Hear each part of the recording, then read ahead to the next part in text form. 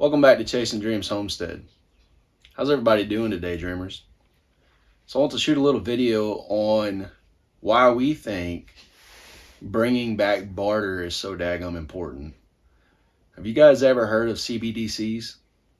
Do your research on it. Do your homework. I'm not going to do it all for you. But it's another one of those control tactics that's starting to take root worldwide. It's already a very big success in heavily communist countries, and America is considering it. That's kind of scary to me. So for us, when they're going to try to do away with a paper currency and they're going to try to go all digital, how do we have any kind of privacy in the interactions and transactions we do with others? Well, we can't do it through money if we switch over to a fully digital currency system, can we? So obviously that leads to barter. Now, we've been bartering for years. That's something we've always enjoyed doing, and it's something that I think should have never went away.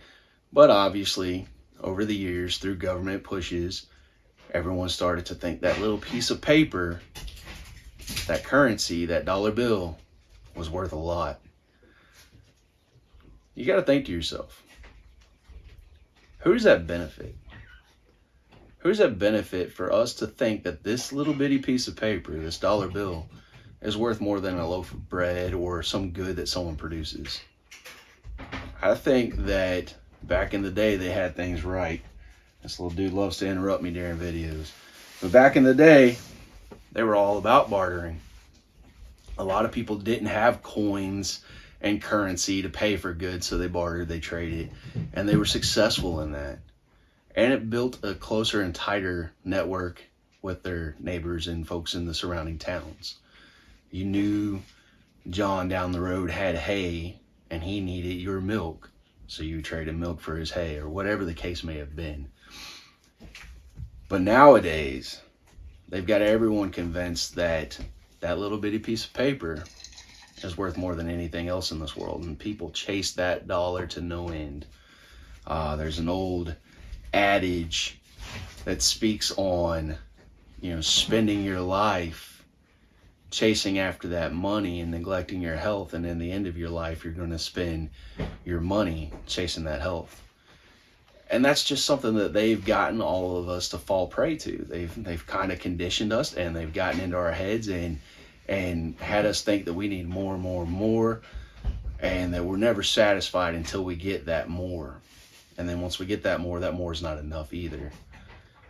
Well, they want more too. And they conditioned you to think you needed those more so that they could tax you, so that they could take more from your hard work and your earnings. Now, currently, cash is still acceptable. The US is looking into going fully digital. There's a lot of countries worldwide that have already gotten into those central bank digital currencies. There's countries that only allow their citizens to withdraw a small amount per day in cash to try to encourage them to go fully digital. Now, what does that tell you? I know we all know about the recent crackdowns on eBay sales and PayPal transactions and all of that. They want to tax us more. I mean, if you think about it, you work and you get taxed before you get that paycheck. Once you get that paycheck, anything you buy, you get taxed on. Any real property you own, you get taxed on. Any gifts you give someone else, you potentially can get taxed on now, depending on the value of that gift. In addition to all of those things, when you die, whatever you leave can be taxed. So if you had an inheritance, a farm that you wanted to leave behind to your children or your grandchildren, now they have to come up with the taxes to keep that farm. You worked your whole life. You earned this through your hard efforts, and you wanted to leave it to the next generation, to set the next generation of your family up for success. Well, all too often we see family farms being split up and sold, and a lot of times we say it's because of the greed. They didn't want to keep those things. But sometimes it's just because they couldn't afford the taxes that they were going to have to pay to be able to keep that family farm. So it's all about taxation. It's all about control. And now if we fall prey to this digital currency system, they're going to have even more control and be even more invasive into our personal lives. I was talking to my buddy over at Dog Creek Farm this weekend when I was helping him out. And I was telling him that I've always been a fan of barter. And I was telling him that, it's kind of scary that people put so much value on a piece of paper, that dollar bill, when it's really worth nothing. If I was starving, that dollar bill is not going to feed me. If I was freezing, I could burn that dollar bill. It wouldn't heat for very long. And he said, a lot of people don't want to face that reality that dollar bill really isn't worth a whole lot. It's not worth much of anything at all, because then they'd have to accept other truths that go with that truth. And he was pretty smart on that. So for us, we try our best to barter all the time, because that's really the last frontier. That's the last thing that they can't control and take from us just yet.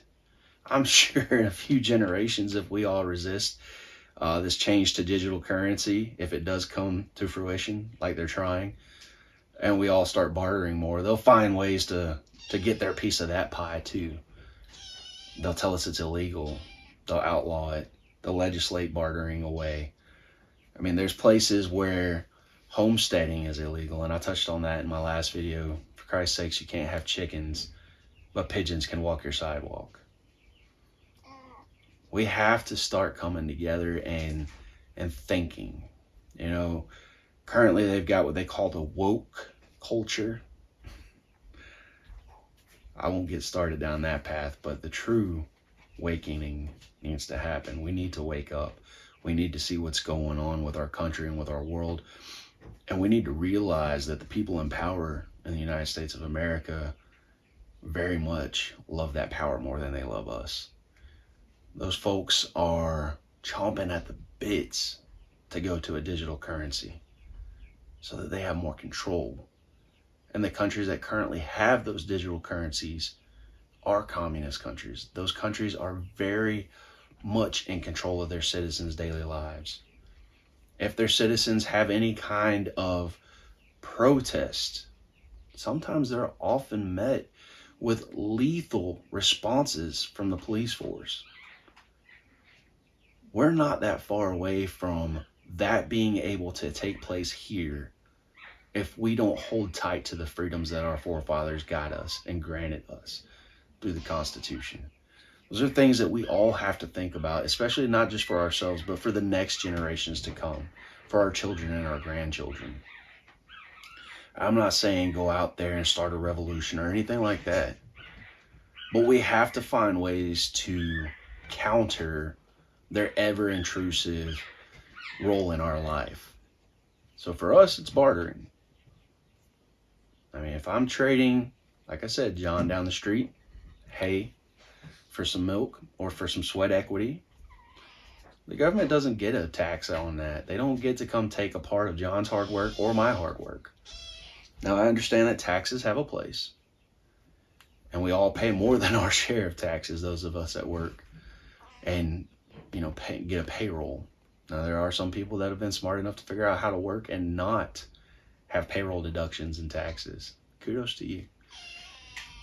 But at the end of the day, they take our tax dollars, they roll them up into bills that none of us would ever have the time to read, 10,000 page bills, where they slip this spending or that spending into it, and they do whatever they want with our money. How is that fair? How are we equally being represented in government? All the while, they're hiding their money, and they're using tax loopholes that their lawyers are smart enough to apply so that they can keep more of their money than you and I can keep of ours. Hello, little cat. You were being a distraction, buddy. But for our homestead, our easiest and best way to counter these things is the barter system. We encourage trading and bartering in our group. We barter with other homesteaders and other folks. If there's something I find on Marketplace that I'm interested in, say it's $500 and I've only got $200 in the sock drawer, I'll say, hey brother, would you take cash and trade? Is there anything you're interested in trading for that? Those are things that we can all do in our daily lives that will help us start to be less dependent on the current currency situation, and even more so get into the habits to where we're not dependent when it's a digital currency.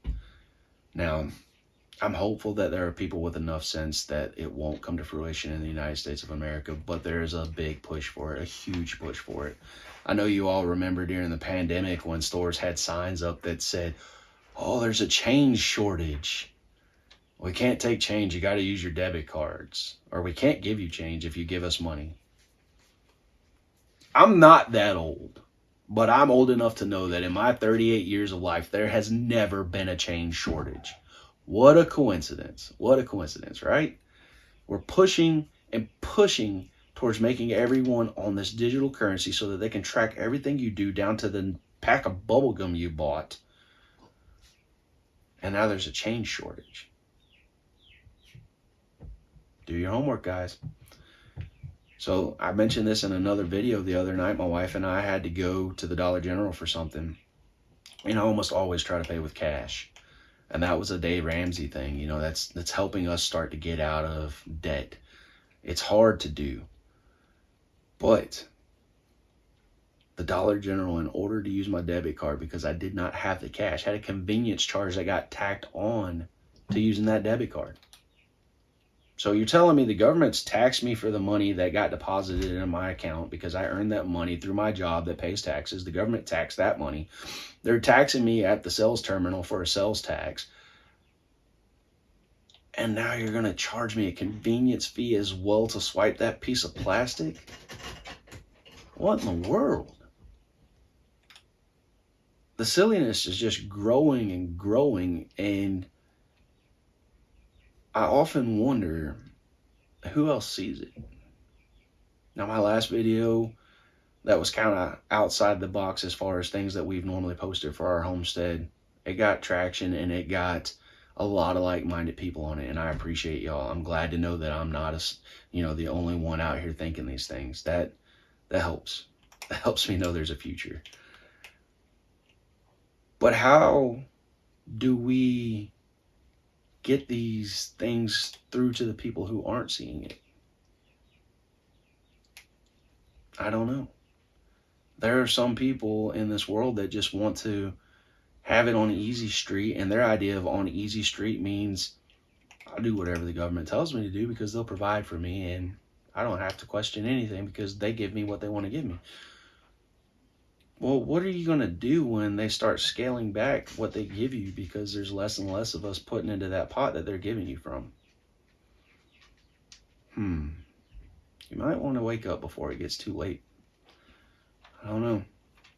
These are just thoughts that have been weighing on me, and figure what the heck. Like I said, if you guys are going to follow us as a homestead and as a family and whatnot, I want you to know what we think and how we feel on things, and know who you're following.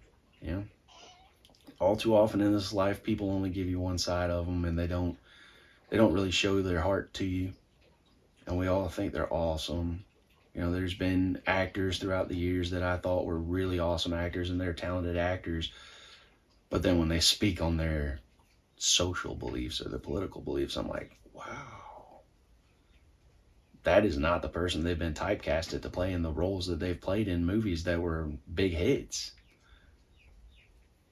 But wow, it's crazy. It's kind of like the actors that are anti-gun, but they're action heroes and carry guns in their movies. Like, that's kind of strange. It tells me that you'll do anything for the dollar, and you're not going to stand up for what you believe in. And I can't follow those people. So I want you guys to know who you're following. If you guys have other ideas beyond just bartering that will allow us to stay away from a digital currency, let me know. I know we currently have a type of digital currency. We all have debit cards and whatnot. And there is, to an extent, some ease of using those, paying online bills, etc. But I don't think that we should ever go full digital as a country. Look what Greece did to their citizens when they needed money.